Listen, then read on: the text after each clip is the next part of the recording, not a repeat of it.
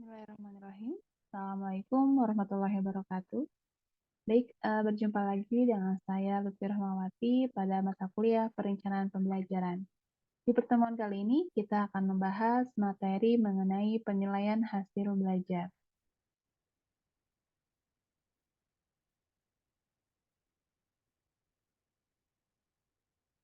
Oke, untuk indikatornya sendiri, ini adalah indikator pencapaian atau yang diharapkan setelah kalian mengikuti atau menyimak video pembelajaran mengenai materi penilaian hasil belajar yang secara garis umum, yaitu yang pertama, itu dapat menjelaskan konsep penilaian, yang kedua menjelaskan manfaat penilaian, ketiga menjelaskan prinsip-prinsip penilaian yang baik, lalu menjelaskan langkah-langkah penyusunan penilaian, ada juga sampai dengan membuat pedoman persekolahan ataupun laporan hasil penelitian, hasil penilaian.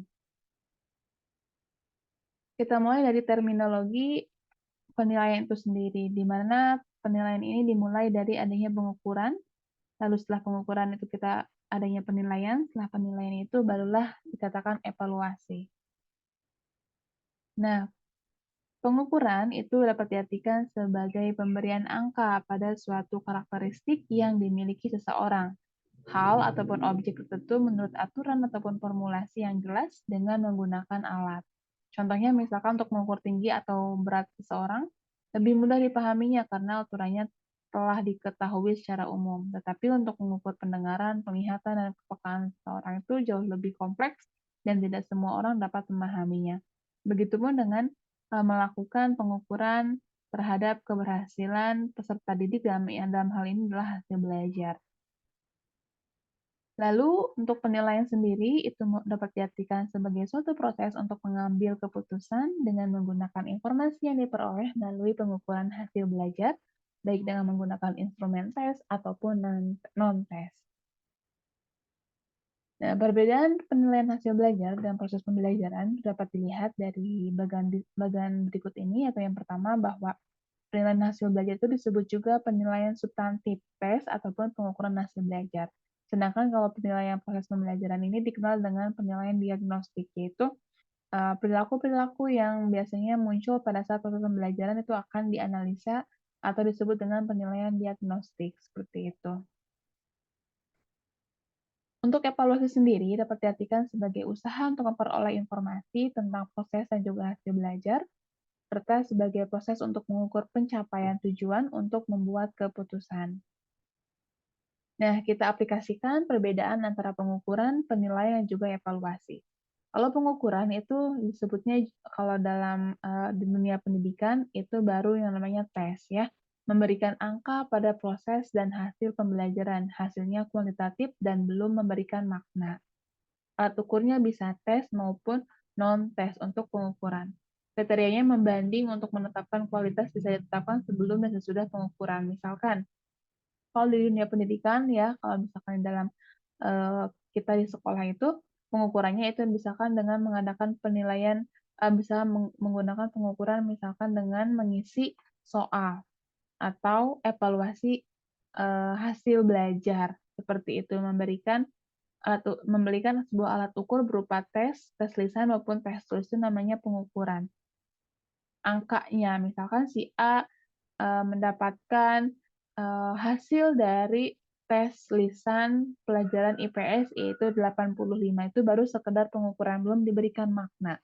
Sedangkan kalau penilaian, itu kualitas sebagai hasil pembandingan hasil pengukuran dengan kriteria tertentu. Ini baru masuk penilaian. Setelah tadi misalkan si A di pelajaran IPS tes lisannya mendapatkan nilai 85, maka kita bandingkan dengan kriteria yang sudah kita buat sebelumnya ya, untuk menafsirkan hasil pengukuran tadi, menafsirkan hasil pengukuran si A yang mendapatkan nilai 85 di materi IPS, misalkan seperti itu kita bandingkan kriterianya.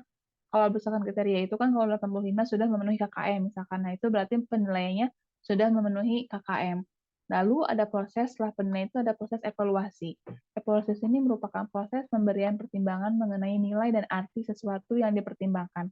Kalau tadi 85 memenuhi KKM, berarti dalam artian si anak tersebut sudah paham atau sudah memahami materi yang diteskan tersebut. Kalau misalkan di bawah KKM, misalkan 60, itu artinya, evaluasinya itu si murid tersebut harus mendapatkan bimbingan kembali atau harus remedial seperti itu ya, harus mendapatkan remedial karena nilai 60 itu belum termasuk KKM atau tidak memenuhi kriteria kelulusan minimumnya. Itu namanya evaluasi. Itu tadi ya, bedanya pengukuran, penilaian, dan juga evaluasi. Kalau pengukuran itu hanya bentuk angkanya saja, kalau belum dideskripsikan dengan kriterianya, tapi kalau penilaian sudah dibandingkan dengan kriterianya begitu, lalu kalau evaluasi itu kita membaca hasil dari penilaian tersebut. Seperti itu.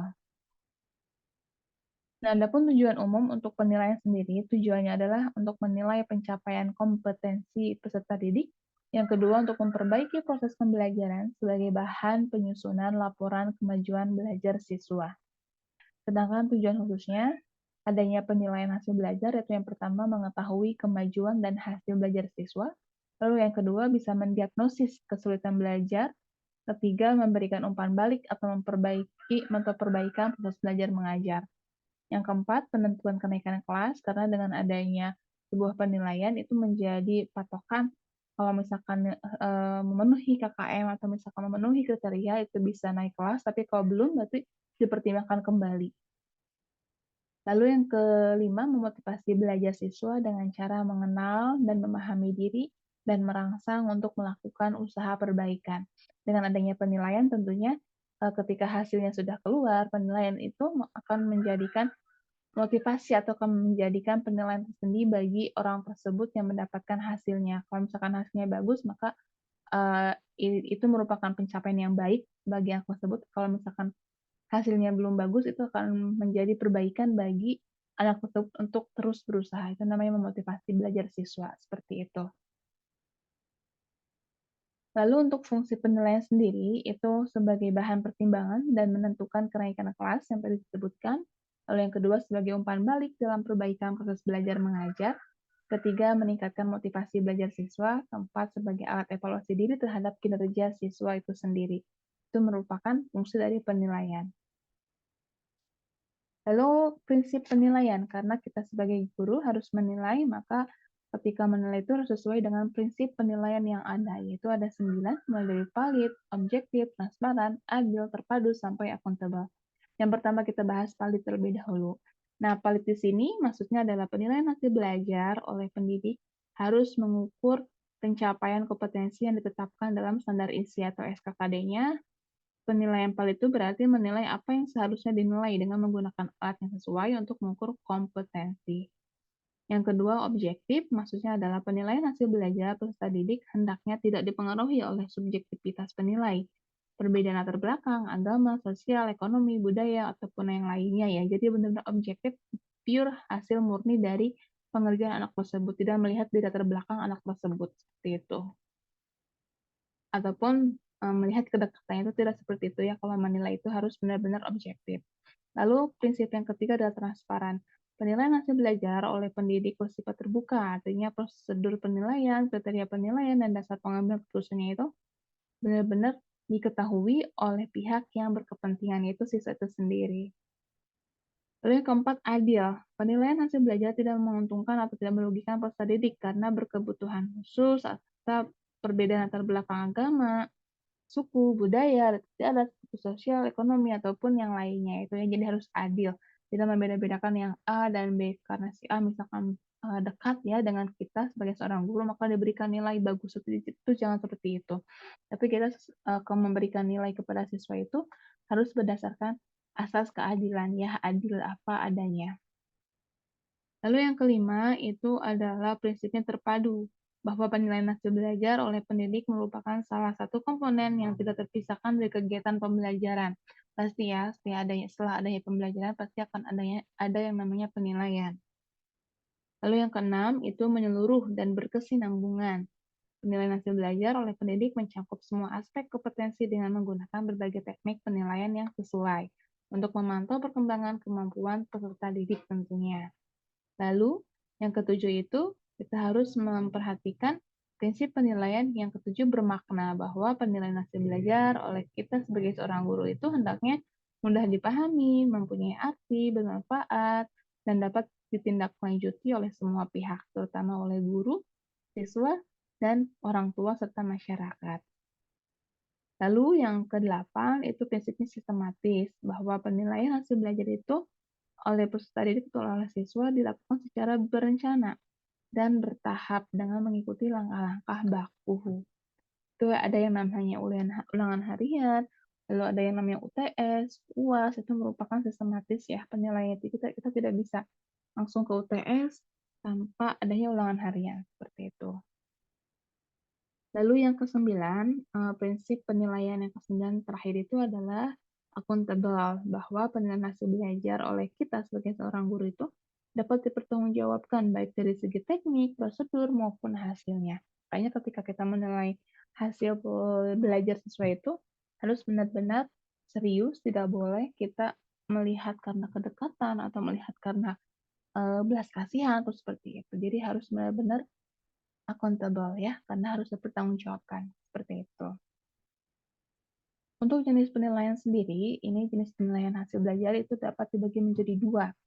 Yang pertama, berdasarkan cakupan kompetensi yang diukur penilaian hasil belajar oleh pendidik, yaitu bisa mulai dari ulangan harian, ulangan tengah semester, dan juga ulangan akhir semester atau UAS ataupun ulangan kenaikan kelas ya. Jadi kalau misalkan berdasarkan cakupan kompetensi yang diukur itu ada 4 jenis, ada ulangan harian, ulangan tengah semester, ulangan akhir, serta ulangan kenaikan kelas. Oke, kalau ulangan harian sendiri itu kan kalian sudah tahu ya, kalau ulangan harian itu dilakukan oleh pendidik secara periodik ya untuk menilai mengukur pencapaian kompetensi setelah menyelesaikan 1 KD. Ketika sudah selesai 1 KD atau lebih, maka harus diadakan ulangan harian. Kalau misalkan UTS itu biasanya dilaksanakan dalam kurun waktu 8 ataupun 9 minggu kegiatan pembelajaran baru diadakan UTS. Sedangkan kalau misalkan ulangan akhir semester itu merupakan kegiatan akhir yang dilakukan oleh guru ya untuk mengukur pencapaian kompetensi peserta didik di akhir semester 1. Kalau UKK itu dilakukannya di semester 2 untuk melihat mengukur pencapaian kompetensi peserta didik di semester genap. Nah, lalu yang kedua itu berdasarkan sasaran. Berdasarkan sasaran ini ada dua nih, ada penilaian individual dan juga ada penilaian kelompok.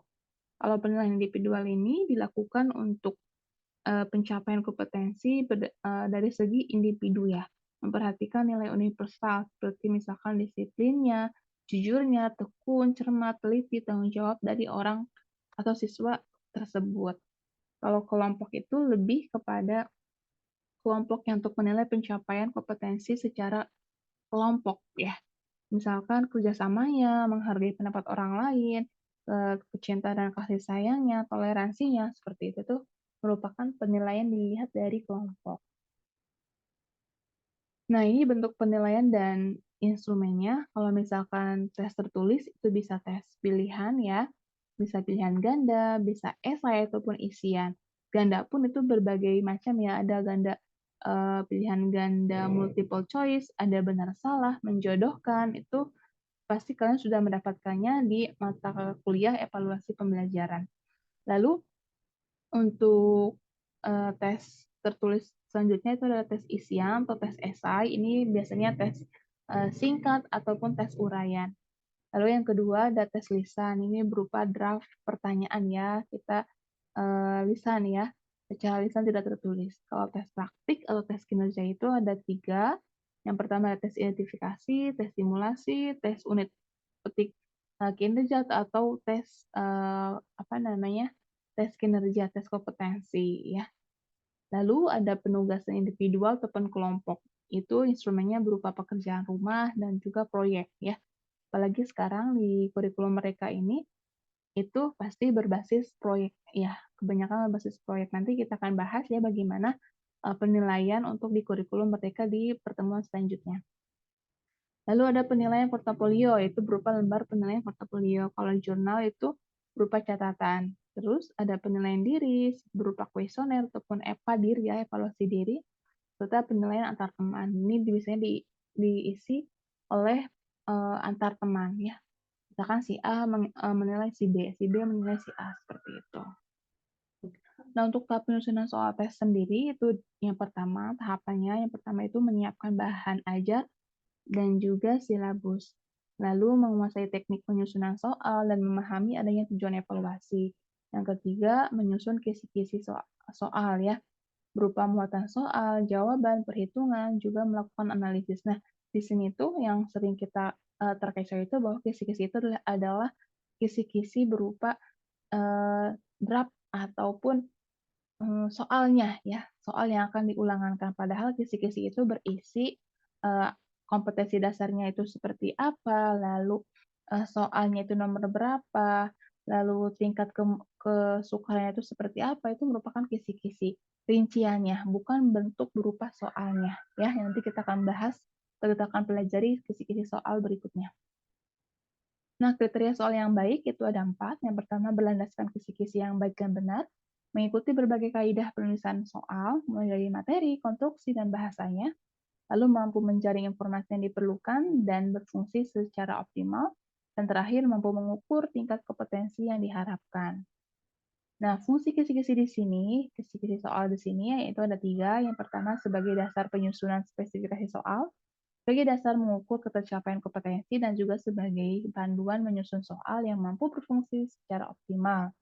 Nah, ini adalah format kisi-kisinya, ya mulai dari identitas sekolahnya, lalu di sini ada kompetensi dasarnya apa, materinya apa, lalu indikatornya apa saja, baru bentuk soalnya itu apa ya pertanyaan, kalau bentuk soal itu berupa pertanyaannya, bobot soalnya itu bobot soalnya itu berapa, eee, apakah bobot soalnya itu apa namanya, mudah ya, 1 ataupun 2 seperti itu kalau nomor soal itu di nomor berapa soal yang diberikannya, lalu kalau ranah itu kompetensi ranah-ranah kognitifnya ya, C berapa, C1, C2, ataupun C3 seperti itu ya.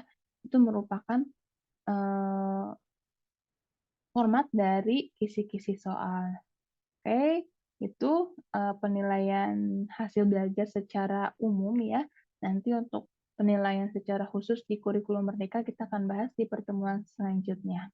Oke, baik terima kasih. Saya akhiri. Wassalamualaikum warahmatullahi wabarakatuh.